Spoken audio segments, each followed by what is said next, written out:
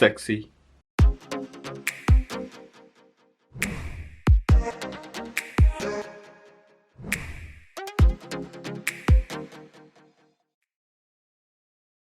What up, Zo YouTube? Welcome back to my channel. It's your boy Momo from Andis BaByliss, and welcome back to another episode of hair clipper review from AliExpress. And last week I gave a review on this Kemei clipper called Kemei KM-i32S that almost looks like a Babyliss PRO gold effects. And this time, check this out, boom!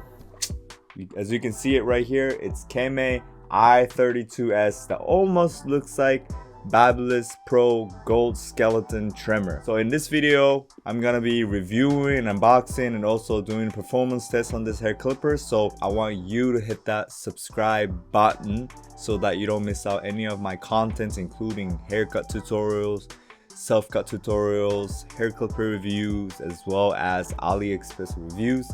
So I want you to hit that subscribe button right now. And without further ado, shall we start?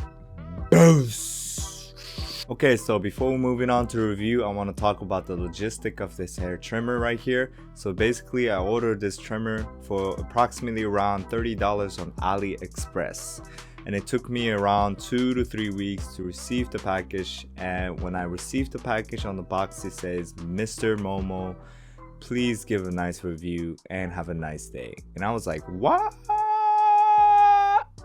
I'm just joking, but that's besides the point. On the box it actually says round knife head, small knife teeth, and I don't know what that means, but we'll find out soon. On the box he also says the charging time for this trimmer is 3 hours and uses up to 180 minutes, so this is a long lasting trimmer. So basically, if you charge for a day, and it could probably last for a week if you're just cutting your own hair, or if you're using for your barbering and for your haircut services, then if you charge it for a day, it could probably last the whole day. So this is pretty good deal, not gonna lie. Okay, so let's get right into inside the box. Of course, when you open the box, there's a main body, the shining gold hair trimmer that you can shine around. It's pretty nice, I think comparing to the hair clippers, it's relatively small, of course, but it still kind of gives a luxury weight to it. So it's not really like super light trimmer, and of course it has some weight that you can control when it comes to edging up.